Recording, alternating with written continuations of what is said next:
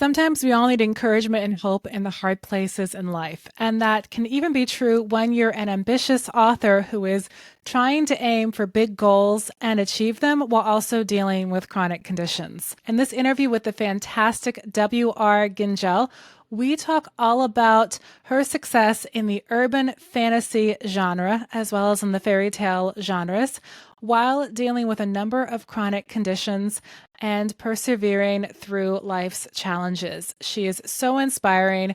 Even if you don't have a lot of chronic conditions herself, she has so many ideas and thoughts for how to write in ways that are productive and helpful, but also honor where you are and work with your life season, even when that season becomes very, very difficult. By the way, if you haven't already, do check out her City Between series on Amazon or many other platforms, and check out the other related series with that. She writes fantastic urban fantasy, crikey core, as she calls it. And this is going to be a great, inspiring episode for you. And just FYI, this was recorded when I was using the podcast name Author Elevate instead of my whole vibe now under Janeen Ippolito and author culture. But it was just so amazing that I decided I had to upload it again just so that you could benefit from Wendy's insight and also her encouragement and also learn more about her fantastic stories. So let's dive right in.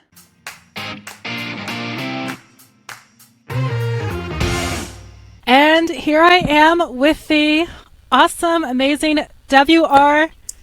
Gingell or Gingell? Yeah, you got it right. Gingell. First time right. I actually these days don't care too much about how it gets said. It's my pen name. It's not my real name. So I feel like people should be able to have fun with it if they want to. Now, shall I refer to you as W.R. or Wendy? Which one do you want to feel free to call me Wendy. I'm happy. Okay, awesome. And it's so fantastic to have you on the podcast. So thank you for making time for this. No, I'm just really excited to be here. I've been watching the podcast, as I said earlier, for quite some time. So I'm, very excited to be here. Yay! And just to give all of you guys a little bit more of a tidbit on Wendy, she's a Tasmanian author of urban fantasy, fairy tale retellings, and madcap science fiction who doesn't seem to be able to write a book without a body suddenly turning up.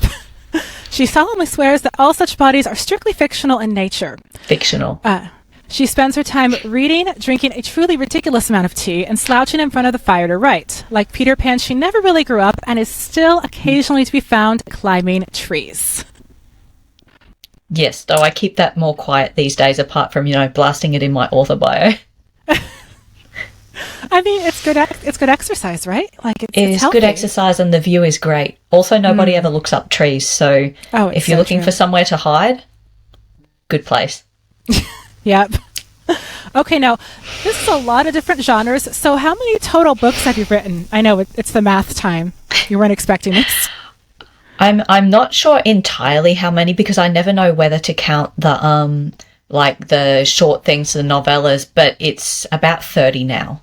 Oh, wow. If I give an average number that includes the shorter things as well, 30 is about where I'm sitting at right now. But when we go to full-length books, it's probably down to something like 23, 24.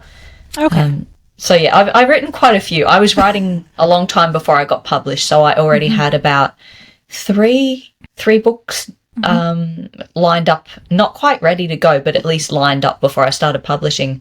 And being in India, I don't have to wait for the giant publishing machine, so I can publish, fairly quickly. Yeah, that's fantastic. And with all these different books, what are you currently working on right now? So at the moment, I'm working on a spin-off series that is urban fantasy.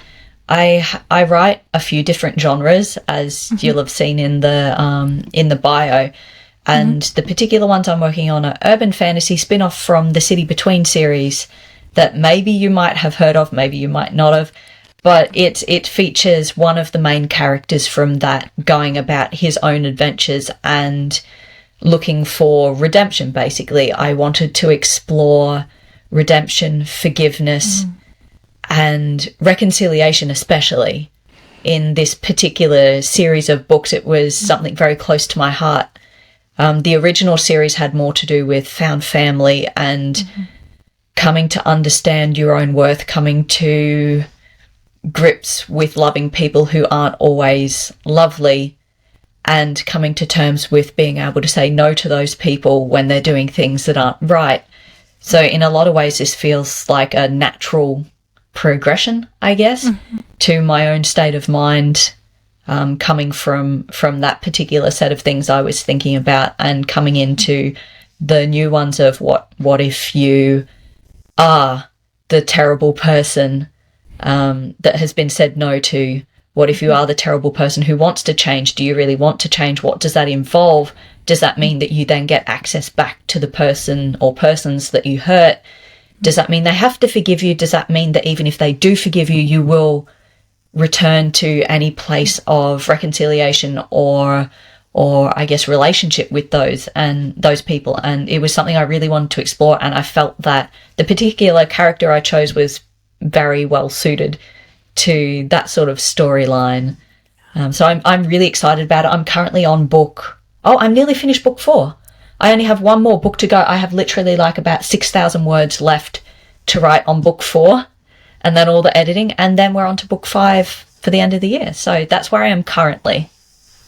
And I have to say, if you haven't picked up Wendy's books, please do, because they are fantastic. They are... Yes, pick up my books.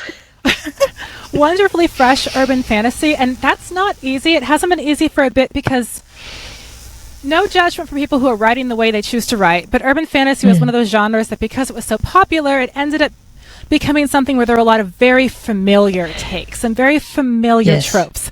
And Wendy's is definitely not that. It's so fresh and it's so relatable. And if you also love murder mystery kind of stuff or like sort of police procedurals, that's also a good gateway for you into this one, especially it's the bodies thing, you know. Yes, they keep turning up. And I do have to say, I love what you're doing with Atlas. I mean, you heard nothing. Maybe I'll edit that out. I'm so glad. No, it's a fairly open secret by now, I guess, that the first spin-off is about Atlas. A lot of people were wanting it. I don't think a lot of people were quite prepared for how unpleasant it could be inside his head, though. Everybody was very interested in him, but it's very different being inside. As someone who's also been through when you've been through some different troubling relationships, I was kind of bracing going, oh, wow, I wonder if she's really going to go there. I wonder if she's really going to get into the headspace of an individual who has certain difficulties and perceptions of, has a lot of brokenness in their brain and a lot of things that they really aren't good at all, but they don't want to let go of. And you went there. And well, really the thing about that is... I actually did expend quite a lot of thought on, will I do this from a first person or a, close second person point of view, or will I go third person, or, how am I going to tell this? And I wanted to be able to get into his head that way. I think some of it helped when I decided that I wanted to get as close as possible. It did help that I feel as though I'm not very dissimilar from Atlas. It's not necessarily that I feel that I'm a murderous fae, but there is a certain disconnect you have from the world when your brain isn't a neurotypical brain. And a lot of the time I feel very disconnected from why the emotions of some people work in the way they do. So I already have that disconnect, but also my background is, especially for the last 10 years, has been very trauma-laced. And so in some ways that's given me, I guess, more of a insight into broken brains, specifically my own broken brain. And it's not even if you're the one who has received the hurt, your brain is not always going to be a pleasant place to be. And some of your reactions, in fact, a lot of your reactions are not going to be great. And I find that is actually a really useful place, I guess, to come from when getting into the head of someone like Athalis. So yeah, it wasn't a decision I made lightly because I wanted to do it well, but I didn't want to shy back from the unpleasantness. For me, it needed to be a real transition from what he was to what he can become. So I didn't want to put on kid gloves for that too much. So I just found it really interesting the way that you use that as a way to get into his headspace. So the idea with Athalis was that to get into his head, I needed to think about not just the person he was, but how he became the person he was. And I wanted to be able to delve into the trauma that had made him the person he was, while at the same time not shying away from the fact that the decisions he made, while yes, they were informed by trauma, Pet has also received a great deal of trauma in her life, and she did not go in the direction that he went. He also made his own choices, and the way that he loved and chose to serve, as well as the way he chose to fight back, were very much a part of his personality. So I felt that I needed to address both of those things when going into trying to figure out how he could be redeemed, if he could be redeemed, and what reconciliation would look like for him. And we are totally going to have to come back to this later in another episode, just dive into like that whole reconciliation thing. But for now, we're going to hop into the main part of this episode, which is all about doing author life successfully with chronic conditions, which is an interesting thing to start from at the beginning. Now, if you're listening to this podcast or you follow any of my stuff, I'm very open about the fact that, hey, we have these, people have disabilities, they have chronic conditions and neurodivergent stuff. Like, sometimes I find that it actually occurs more often in authors for a variety of reasons. Yes. And so I'm excited to talk about this because I just don't think it's being talked about enough.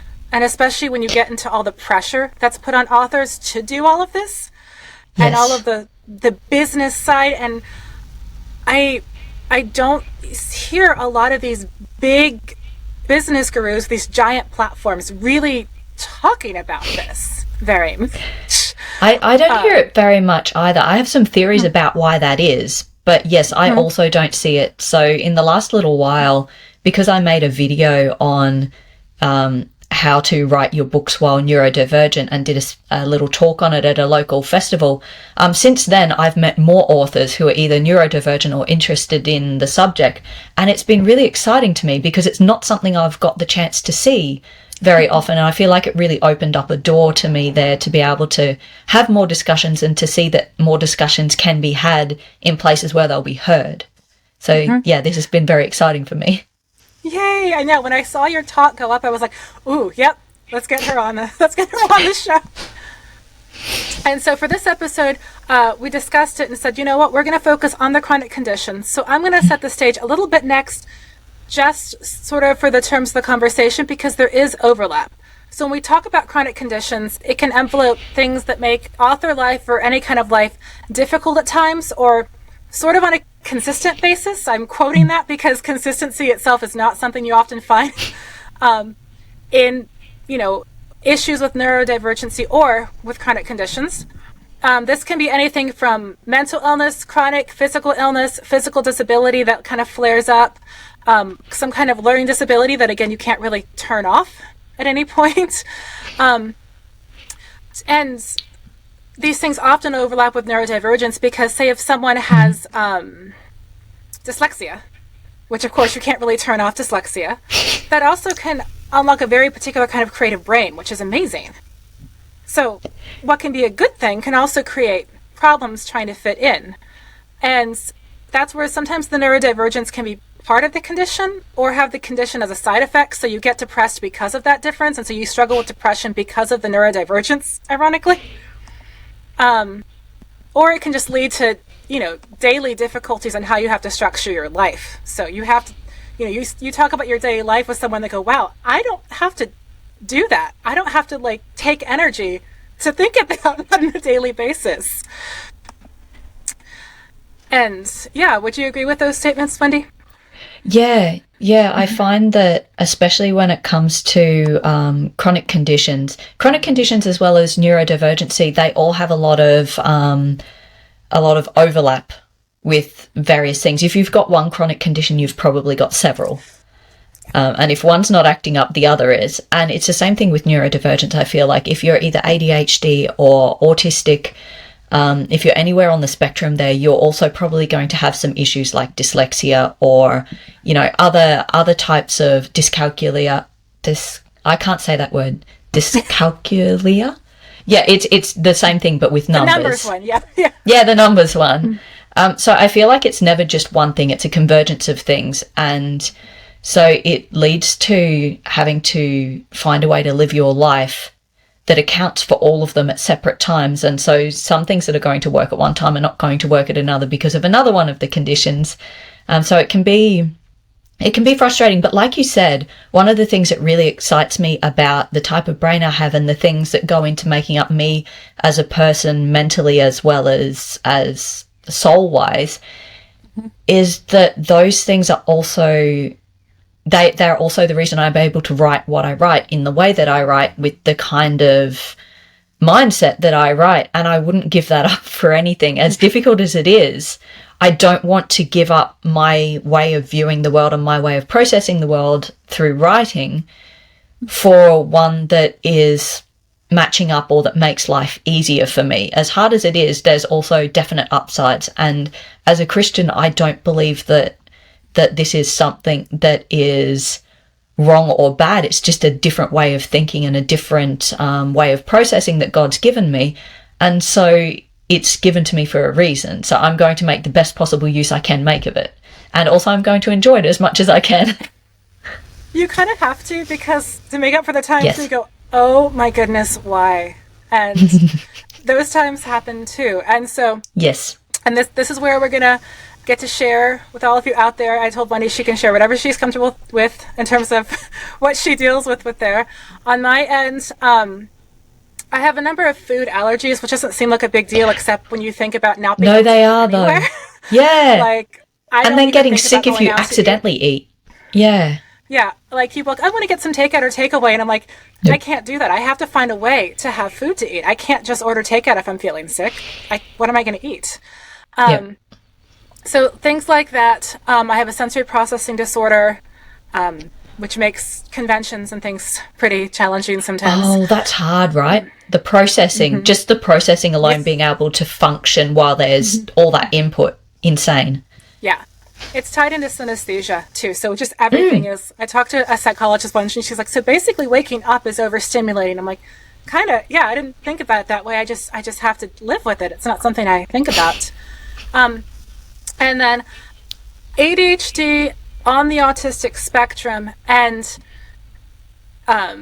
with the synesthesia, there's mirror touch. So I'm hypersensitive to when people touch each other around me or things. I can feel it. Do you have days awkward. also when you can't bear to be touched? Like just one day every now and then where it's like, even if you really love the person, if they touch you, you're going to scream. Yes, absolutely. Yeah. Those days are the best.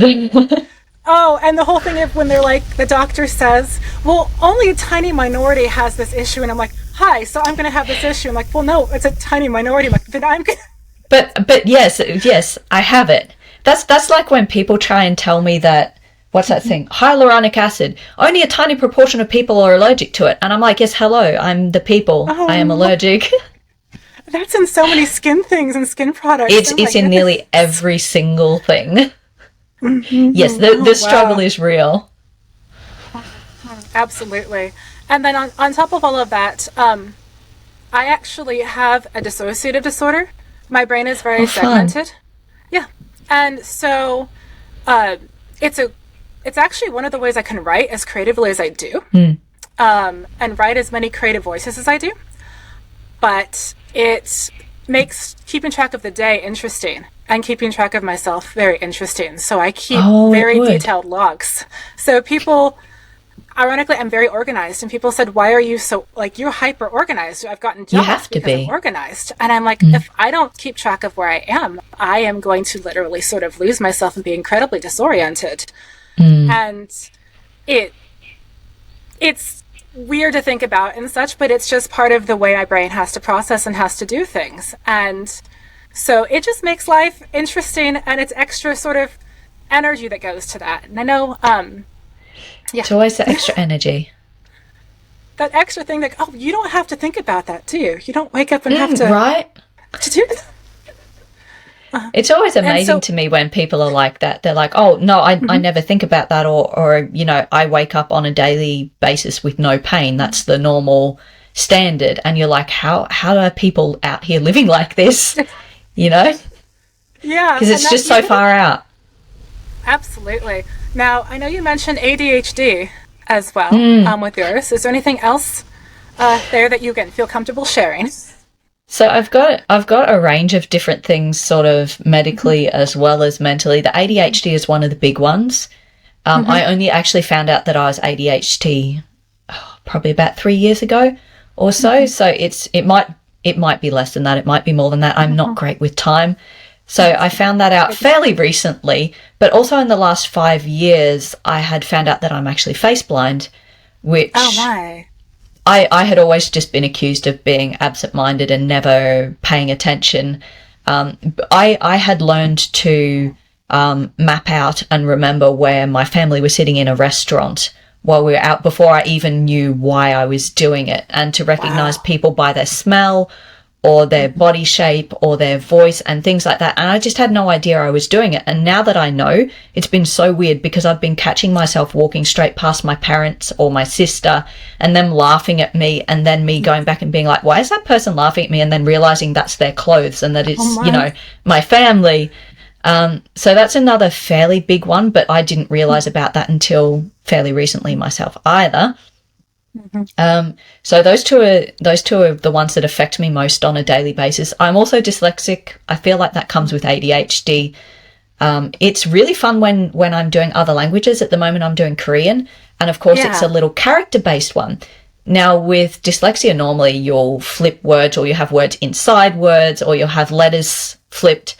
But when it comes to the Hangul, like the single characters, my brain flips them.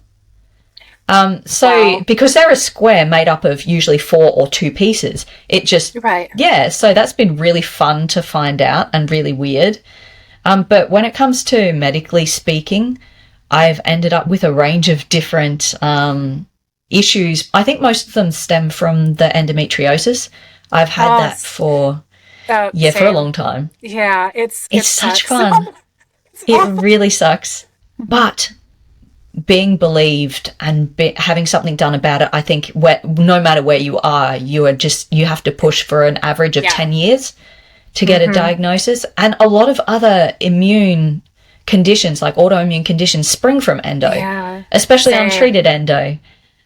So there's that, and that is, I've had surgery twice for it.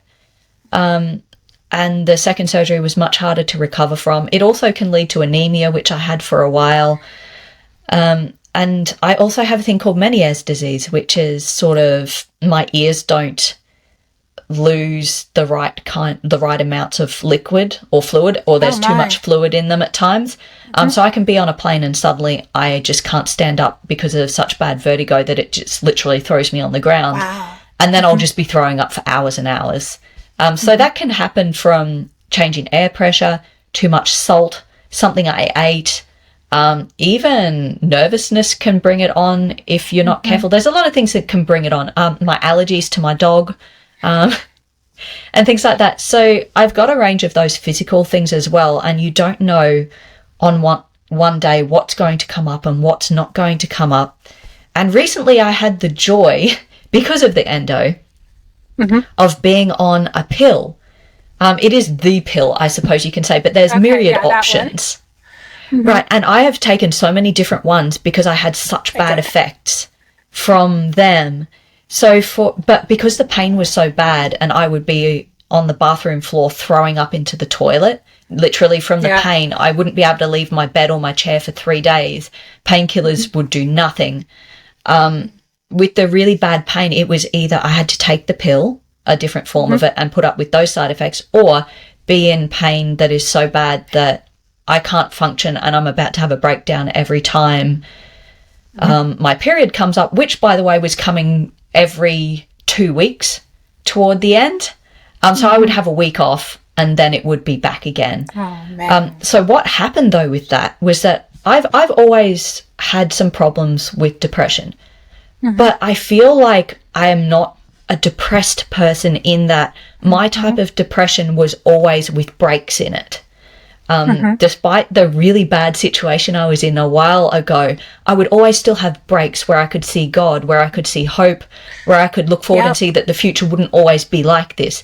And I feel really blessed for that, because I know one person in my family I know doesn't really get those breaks. And during this period, because of the medication, I had such bad medically induced depression that I was struggling with suicidal thoughts almost constantly for a year. And that was really hard to bear. I did a lot of praying, but it didn't feel like the praying was necessarily helping so much as that God was just keeping me on an even keel, just surviving. And that is not a pleasant place to be. So I say I got the opportunity to do that because I feel like I learned through that, not just more about myself as a person, and not just because I learnt more about God and his mercy and his plans, but also because it gave me a deeper insight to people who live with that every day, and who don't get the chance to get off a pill and, you know, some months later everything starts going back to some form of normal. For me, I have that, and I still get the regular stuff that I used to have before, but it's nothing like the heavy stuff. And I feel like with all that confluence of things, I had to learn and grow and find out new ways of learning how to cope with the way my brain was working. And I feel like it's always a process, right? Mm-hmm. You've got one chronic condition or one is uppermost at the time. Yeah. They take turns, yeah. Yeah, and you learn how to deal with it, right? And that will be good for you for next time, for later on. But then you have to learn a different thing for the next one when it crops up. And then when they meld together and two are at play at once or three are at play at once, you have to keep on learning new things and new ways for dealing with it. So I feel like the life of a chronically ill person, especially as it pertains to running a business and writing books, to any creative endeavor, it's a life of constant change, a life of constant updates, and always learning new things. It's very much like the indie life itself, in fact. So I feel like it's a good match. Yeah, I absolutely agree. And that was something that was interesting. When I first started doing the work I did with authors, and I'm like, wow, you're really good at optimizing. Like, you're really efficient. And I'm like, well, how did I develop this? I'm like, oh, I have days where I may only have a certain amount of hours. So I have to know exactly what I can get done before I can't do anything anymore. Yep. And it creates and you need to get it done. Interesting skill sets. Yeah. Like, what can I do? I think it also not do? Flicks a switch as well. Like if you said you're ADHD as well, right?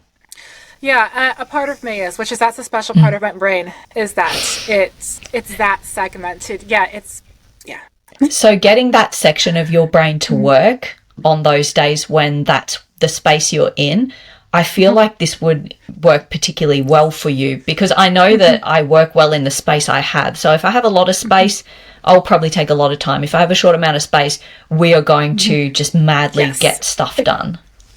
Yes, absolutely. It definitely helps. And that's been, it's been a learning and growing process. But as you said, it gives you a lot of interesting and useful coping mechanisms, especially if you want to be successful in any way, especially if you go, it can be really easy. And I don't know if you've experienced this, to have days where you're just so deeply discouraged because you see someone else succeeding. And of course, first of all, it's so easy from socials to be like, they obviously don't have any problems. And in fact, we all do, whether or not we're neurodivergent. Maybe they didn't have a problem with their kids in the hospital. We don't know, But, it's so easy to go, wow, is this really fair, God? Like, I'm having to do this on a much steeper hill than these other people here.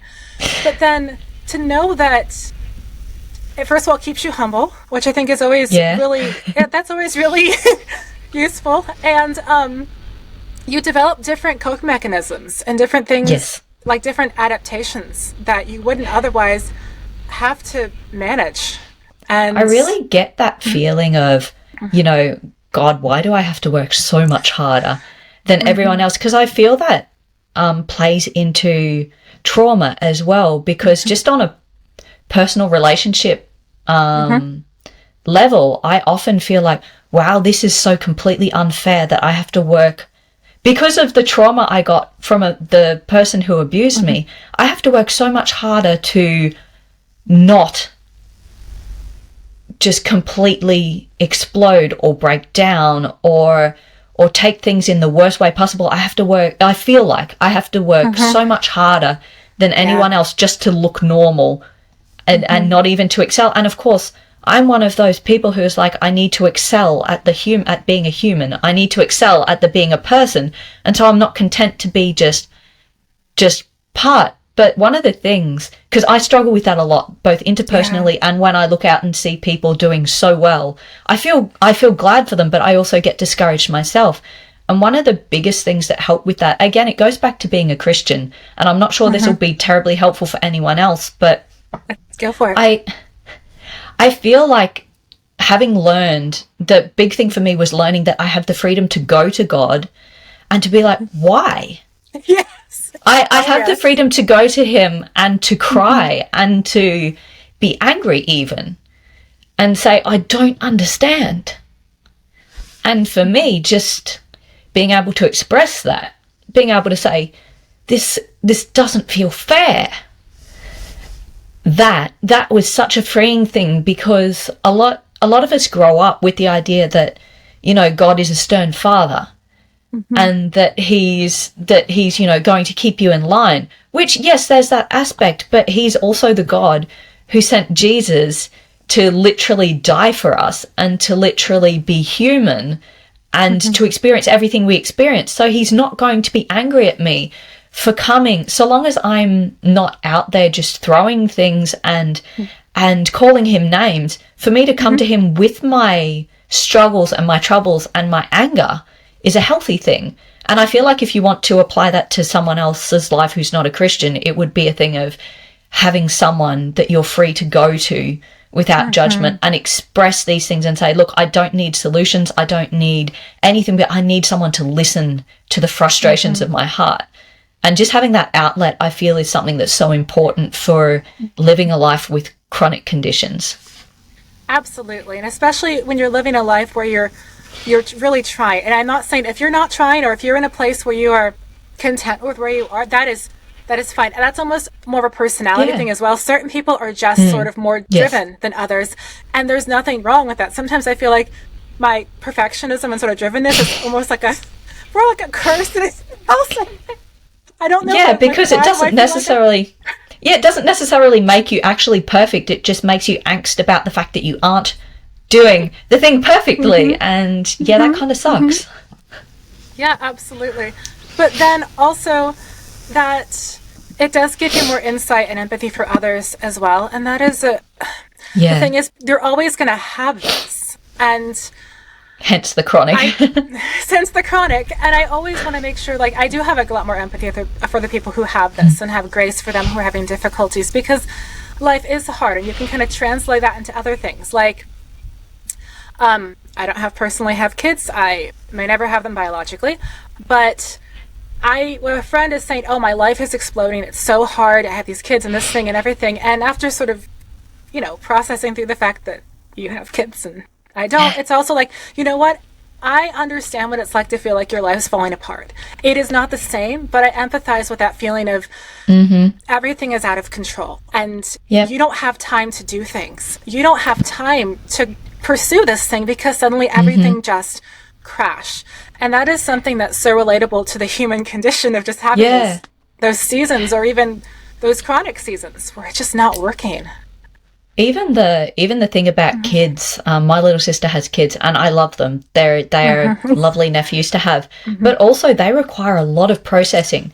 Yes. So the way my sister can get overwhelmed with that is exactly like me on the days when I can't bear to be touched, or for people to look at me, or to have to listen to them talking, where everything grates on your skin and everything hurts. She gets that way too, like she gets completely overwhelmed, and it's literally because her processing power is taken up by these two small humans who are not reasonable, who are always doing things that are calculated to injure or have them die. And she's also running a household at the same time. And as for authors who write while parenting, all the kudos. How are you superwoman? Like, one of my friends just started writing. She's on book 5 now. Do you know how many kids she has? How many? She has 10 kids. 10. Like, how do you even do that? And I'm like, I'm just struggling to remember to eat, to remember to go to the toilet, to remember to go to the doctor and do normal human things. How are you existing on this high plane? And it's so frustrating.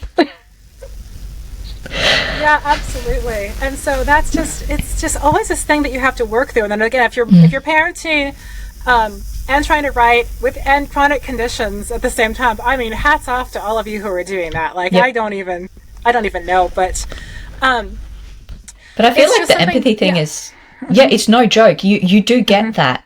And I feel like people give it back to you when you get it.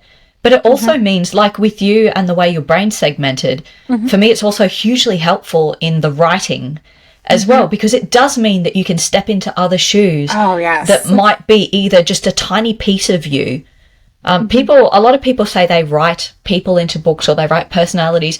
I don't do that. I take tiny pieces of myself or tiny pieces of other people, and then I make a whole person from that. And I feel like the empathy thing and the way that, or your brain might be segmented, and the things that help you to get into another set of shoes, that's what that is so good for when it comes to writing. I don't know that it's necessarily good for the marketing side, but the writing, It is. And that's something, how, when you're doing the daily life, what is something that you've had to, like, that any of your chronic conditions might have impacted something with your writing, or especially with the marketing? I feel like on the one end, the writing can impact, especially the things, but you kind of... Always, you have easy days and hard days. You have days when you have brain fog, and you have days where, like, you can do 5,000 words or things.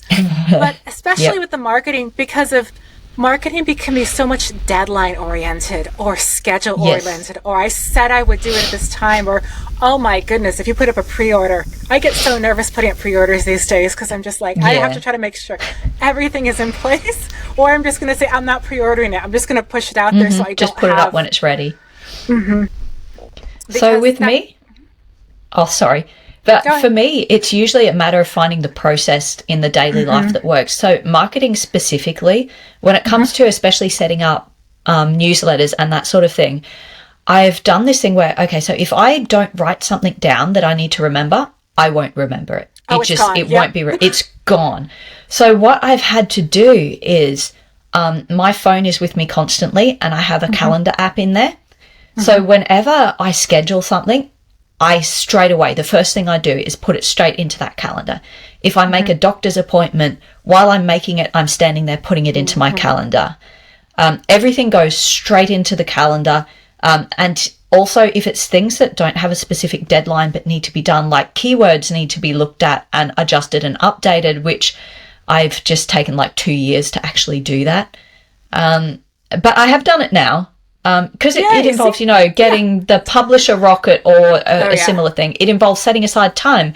It involves actually doing the thing and having to go through every single book and do it.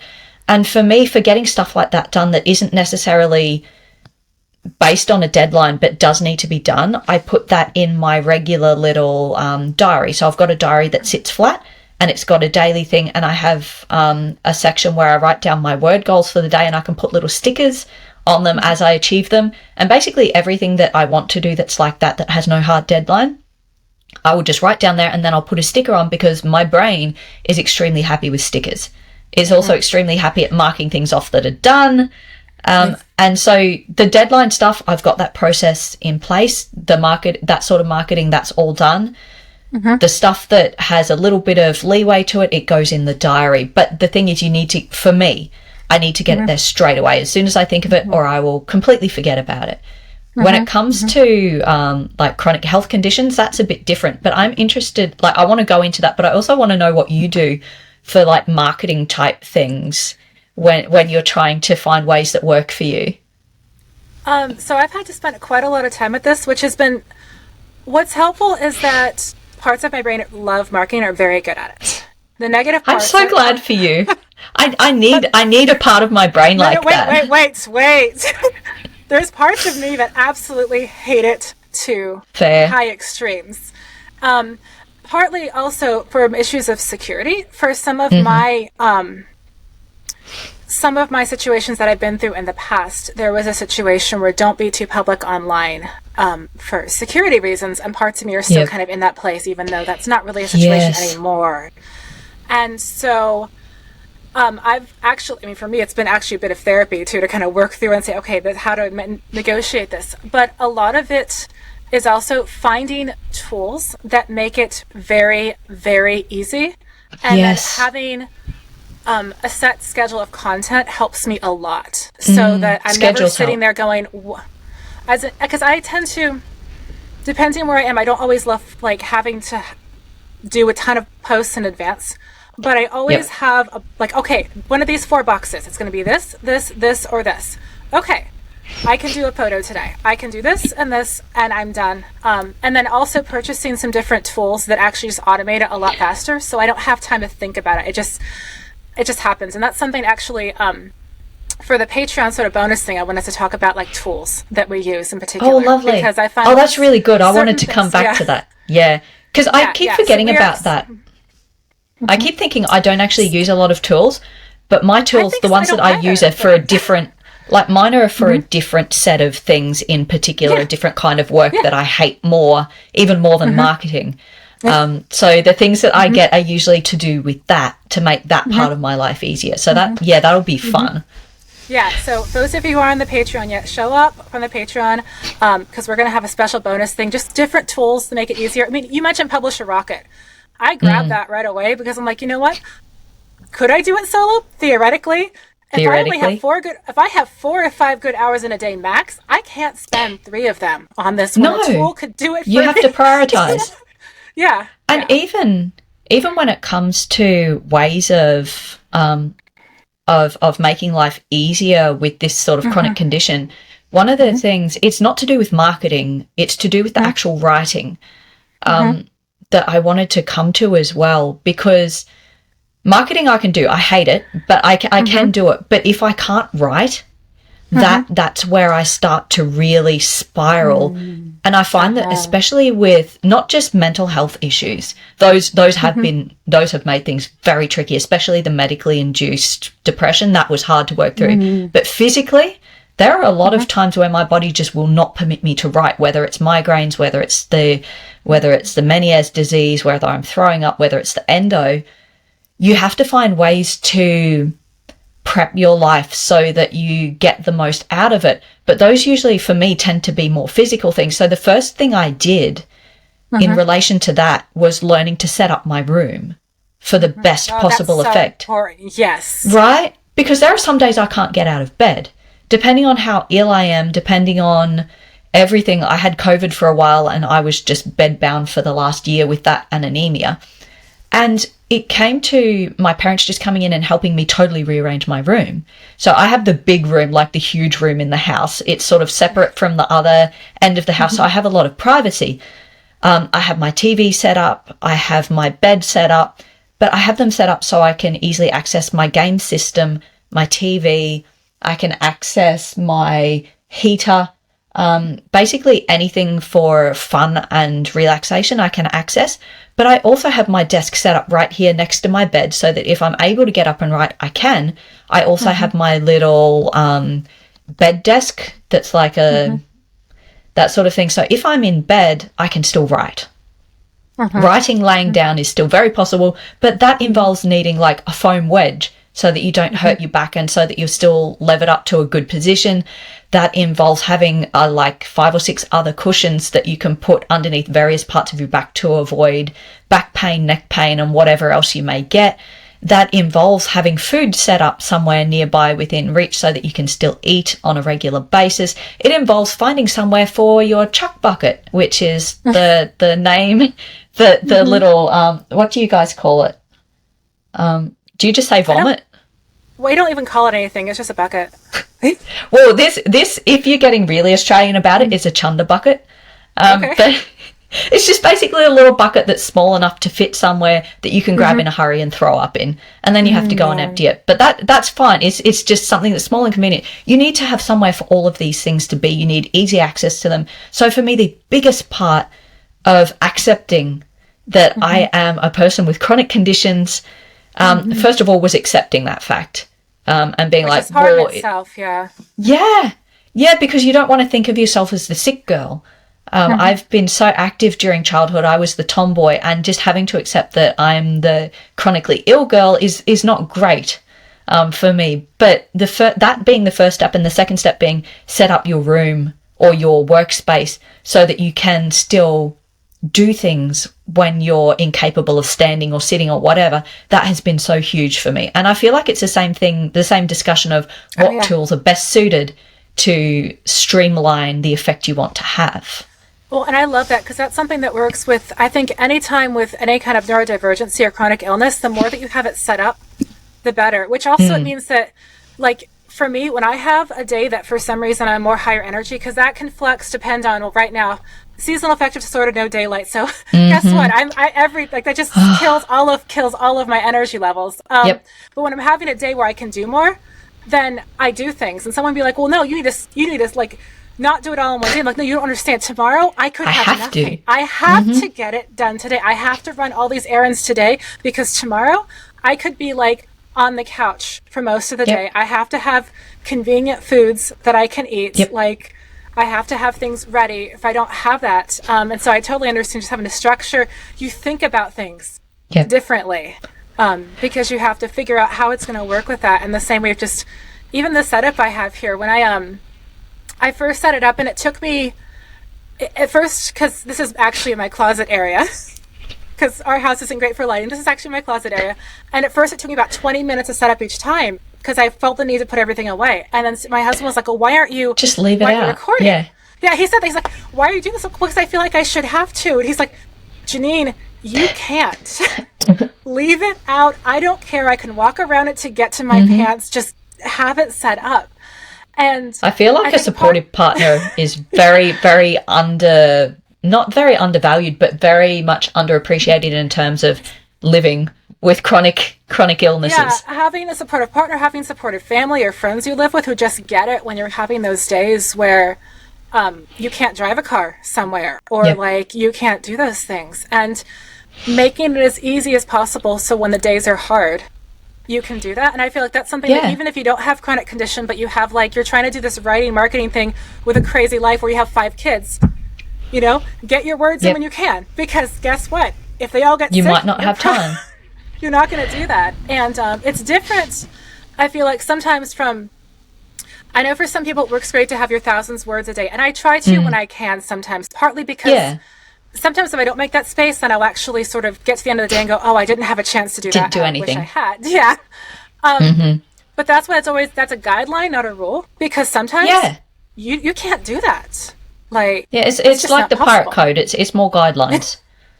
But I feel like the thing you said before about seizing the opportunity and getting the work done, I feel like when you have chronic illnesses and also like neurodivergency, things like that, you should also do that with the things you find a joy. Because I know a lot of the time I'll be like, I would really love to go out to a movie, and I'll make plans for it and then I'll be sick. Whereas on those days where I'm like, oh, I'm right here, there's a movie I could go and do this. I'm like, no, I should make plans for it. Yeah, just do it. Grab your joys as well. Grab your joys, grab your times when you can work. Take advantage of every moment and just don't consider it as a waste of time, even if you are resting or doing something fun, because it all goes back into the well in some way or other. And if you don't, then I say don't live life with regrets, but that is something that one of the few things I really have regretted. If I said, oh no, I'm just going to push on and use this all just for work things, like, no, I should have taken some of that time and taken rest. And that's something that I've learned to do more recently. I found out I used to be more of a workaholic, partly just as a way to try to save my chronic illness. I was like, well, I can't be chronic illness. I'm working. And then I would collapse. And I'm like, wait. And I do that a lot. And I used to use it as processing, and, you know, it's your escape. If you're living in a bad situation, it's literally your escape. And I find that that's a pretty natural way of doing things. Yes, but it's not ultimately great or functional. You look like you're getting productivity, but it's not wonderful for your longevity.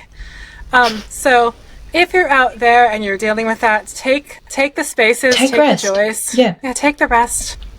You know, take it while you can get it, because it may not always come around, and it probably won't for various reasons. You know, life is full of seasons regardless.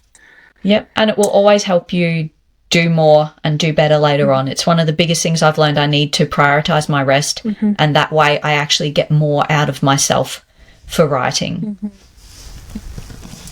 Now, in terms of this, kind of dovetailing off this, because I get this question asked sometimes too. Have you written characters with chronic conditions or dealt with that kind of difficulty of chronic conditions or neurodivergence in any of your books, and why or why not? So I've sort of done so in sneaky ways, but also I've done some of it while not being aware of it. And for instance, with the face blindness, I always had people saying to me, you don't really describe your characters' faces. Like, there's lots of descriptors of them, who they are, or, you know, body shapes and things like that, but you don't describe them. And it took me the longest time to realize, oh, that's because of that thing. And these days I make more of an effort with that. But it was just a side effect of the face blindness. But I actually am a little bit excited because I'm going to be writing a face blind character very soon. In fact, I'm writing one at the moment. I'm actually working on 3 books at once. The Athelis 4th book is only one of those. I'm also doing a gender-swapped 12 Dancing Princesses with a face blind main protagonist. So I'm very excited about that. Also, Lady of Dreams, as much as it's a K-drama and a specific kind of K-drama sort of offshoot, it's also very much a chronic illness thing, but it's not, I guess it's never spoken of exactly as a chronic illness. But the time of my life I wrote it, I was, the husband I was living with at that time, knew that I had certain illnesses, and the food he would cook would be salted a little bit more, or anything that would keep me sick and at home instead of going out. That was one of the ways he sort of kept me where he wanted me. And so for that time, while I wasn't realizing it, I was on the couch a lot. I was not able to do a lot. And a lot of that went into Lady of Dreams. So in those 2 specifically, I've been doing something like that, but without really realizing it. And of course, in Gothel and the Maiden Prince, it gets into abuse and trauma, though I try to keep it off page as much as possible. And even with Pet, it was more about trauma than anything else. So a lot of the time I've mostly spoken of trauma and that, but it's never been, now we're talking about trauma. One of the issues I have with a lot of writers is it feels like they put their hats on and like, now we are talking about trauma. Yeah. And it's really overt. And it's not that it's a bad theme. Like, it's a really good theme. It's really good to address. But I feel like not everybody, a lot of people are so overt that I can't enjoy what they're putting out there. So a lot of the time when I go into things like this, it is less overt and more just threaded into the story, like a fantasy version or something like that. So with the upcoming gender swap 12 Dancing Princesses, that one's going to be probably the first time that I'm having like a neurological condition out there in the open, and it's because it very specifically relates to the kind of story that I wanted to tell. So I'm a little bit excited about that. I've done, of course, there's Marisol, and the short story I wrote with the merman who can't walk and things like that. But I try to be a little bit careful with stuff. I did some research when I had the character with the missing limb and things like that, because I want to make sure that I'm doing the best job I can without messing anything up. So I try to stick more to what I know rather than branching out too far. I don't think it's bad to branch out, especially if you're doing your research. Yeah. But yeah, for me, it's always been more like an undertone. Although in Lady of Dreams, it is a huge part of the book. It's just that it's not labelled as any kind of chronic illness. She dreams, and so she's disconnected from her body and can't use her body properly because of that. And so I've definitely done it, but not necessarily as overtly as I'm planning on doing some things in the future. Yeah, I think you have to come to a certain place of, like, doing it without realizing it happens, because books are processing, so it happens. Exactly, right? Like, I looked at some of my earlier books and went, whoa, like, sometimes a book just reveal things like, oh, I didn't realize, wait, what's going on here? And then But you're now like, that wow, I was processing that thing in this book. yeah, that happens. But then as you sort of heal some, or at least have growing self-awareness, then you can sort of make it intentional or not. You can say, I'm going to play with this. Yeah. So, like, in my superhero book, I have a character that she has a chronic condition, doesn't realize it at first, which I thought would be very so relatable. easy. It's so easy. She just has no People idea. people think that like you must know if this is a thing, but I tell you it's not. No, you are as much because you're used to living like that, right? And you think everyone exists like that. Yeah. And especially if it's anything that's hereditary or generational. Like, yes. For my seasonal affective disorder, my mom had it terribly. And so, like, I just thought everyone got sad in winter. And then going up, wait. No, I'm one of those as well. And so things like that, being a little more intentional about sometimes, I'm also sort of like you were, I'll thread it into my world building. And so I'll sneak it in that way. So I'll say, oh, well, this is a bird shifter. Well, I know I like birds. Birds eat a particular diet. I'm going to give her food intolerances. I'm going to say she can't eat certain things, which is something that I know about and the issues with, but also it kind of works in there because she's a bird shifter sort of thing, and birds don't, they eat very particular things. I feel like there's a difference too, coming back to the overt versus more threaded in. When I say I want to do it more overtly, rather than more overtly, I want to do it, as you said, more intentionally. So I don't want it to be I don't want these things to be a stronger presence in my book. I don't want to be preaching at people. I don't want to be teaching them what they should know about my condition or somebody else's condition. I really don't like reading that sort of thing, and I don't want to write it. But I do intentionally want to thread those things through so that they're a natural part of the story. And now that I know how to do that and I'm not doing it by accident, I feel like there is the possibility of being able to write better books, like far better books. And I want to do that intentionally.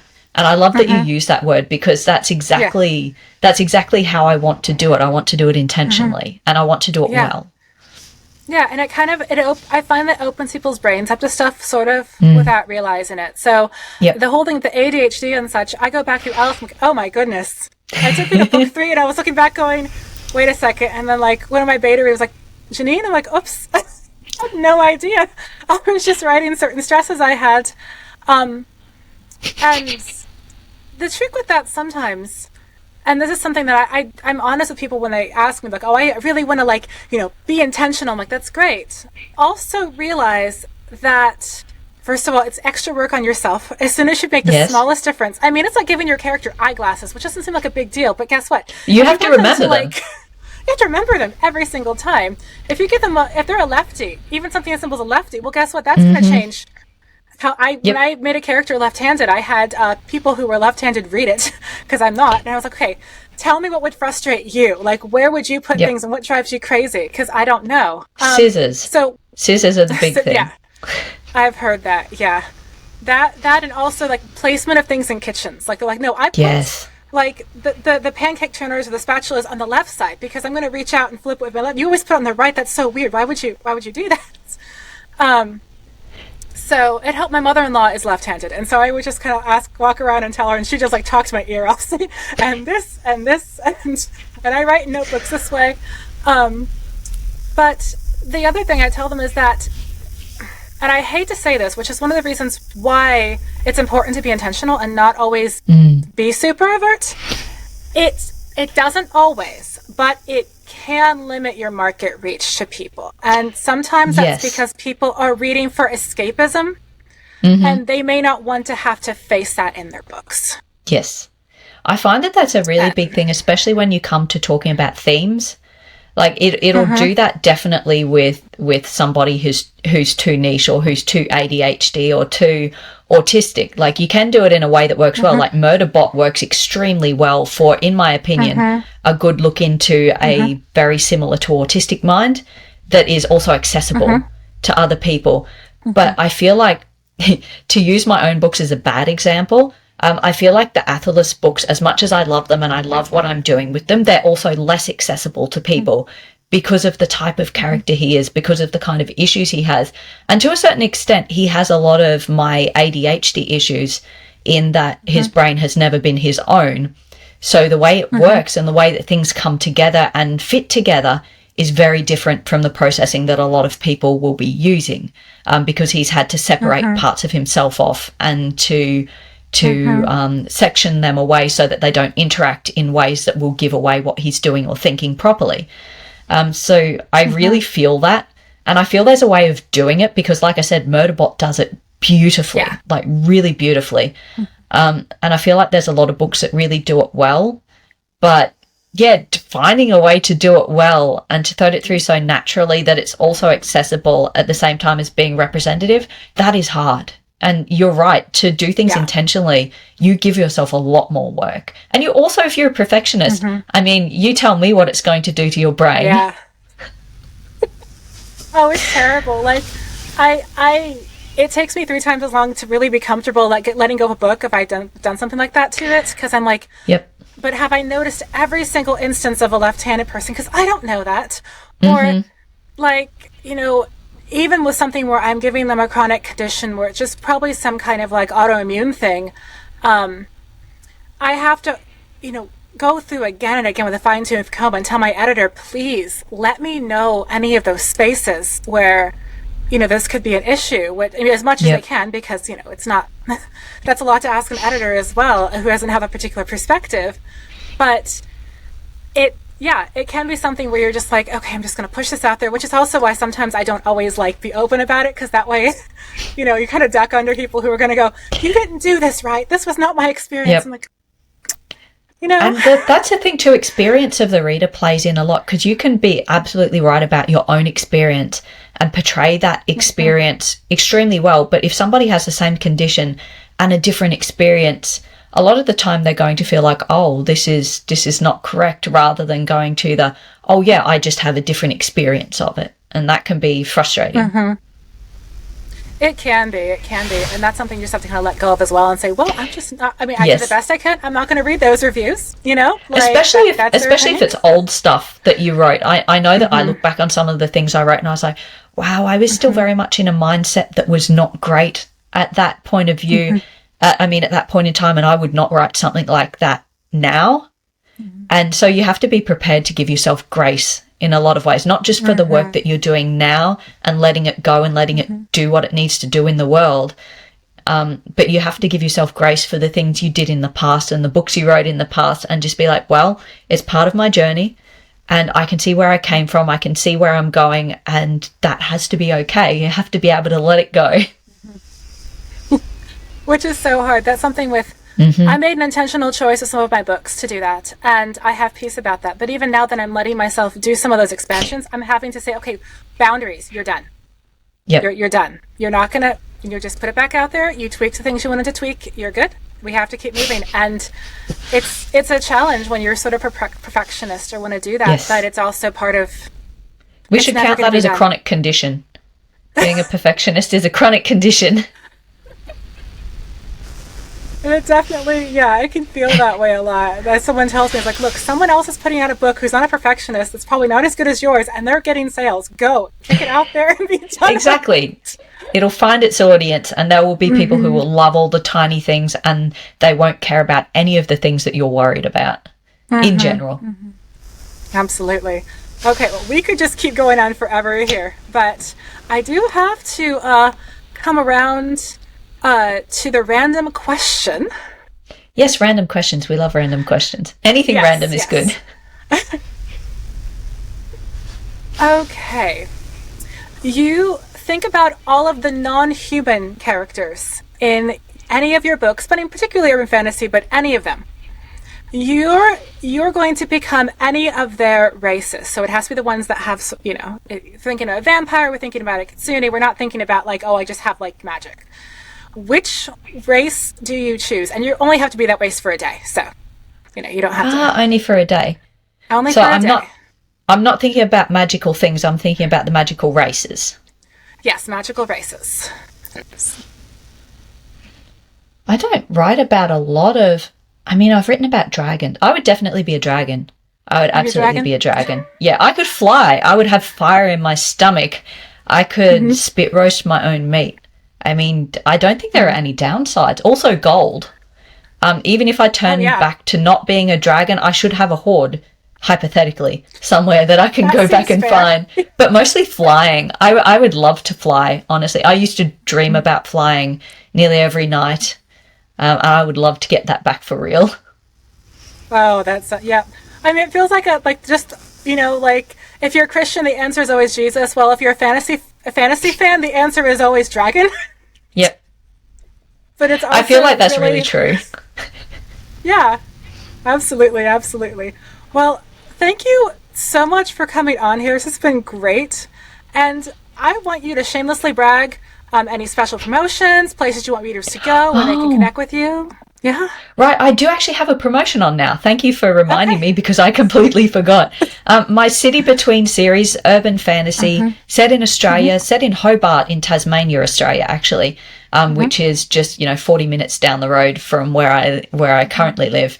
The first book in that, called Between Jobs, is on special, 99 cents until the end of November. So whenever this podcast goes out, if it's before the end of November, you've got a chance to get it at 99 cents. It is a 10-book series. It has a bonus book at the end for just all the short stories that are interconnected. And I'm currently writing the spin-off, as mentioned earlier, and there will be a second spin-off that starts next year as well. But basically, it's about a young girl called Pet. That's the only name we know of her. She is squatting in her parents' house. They are dead. They died many years ago, and that's a point of trauma for her. She's not yet 18, she's only 17, so she can't legally be living there or legally have access to that, and she's also working somewhat illegally, cash under the table at the moment. And then one day there is a dead body outside her window. As usual, these bodies, they just turn up, and then 3 very strange men also show up to her house. 2 of them are fae, 1 is a vampire, and they just take over her house, and she has to stay very, very hidden as much as she can, because obviously nobody wants to be bitten by a vampire. And the adventures just go from there, basically. And yeah, that's my big special. It's a fantastic series, guys. Go for that. This will be out during that time, so if you haven't, this is a great time to check into that series. There are 10 books that you get to read, so if you're a binge reader or just want to immerse yourself in a world, it's a great one to do. It's really creative. And you get some Aussie slang. Yes, which I love. I love how you don't compromise that. I love my slang. I get that. I had to, in my urban fantasy, when I tried to toss in some Pittsburghies and such, I had to fight for that because they were there was one I had to take always. out. I want that. I want that in urban fantasy. I want all the American slang. I had to take one out because Pittsburgh slang is actually very incomprehensible to people, even from other cities in America. And they call bologna jumbo. And so you have a fried jumbo sandwich. Oh, I've heard of that. I didn't know what it was. I'm glad that, the problem was that people kept assuming elephant or something. And it was so elephant. I don't know. It's association somehow. Yeah. I might tweak it back in there now that I'm doing a read thing. That was put it in there. Just put a little asterisk on it and be for those not in the know. Yeah, this is bologna.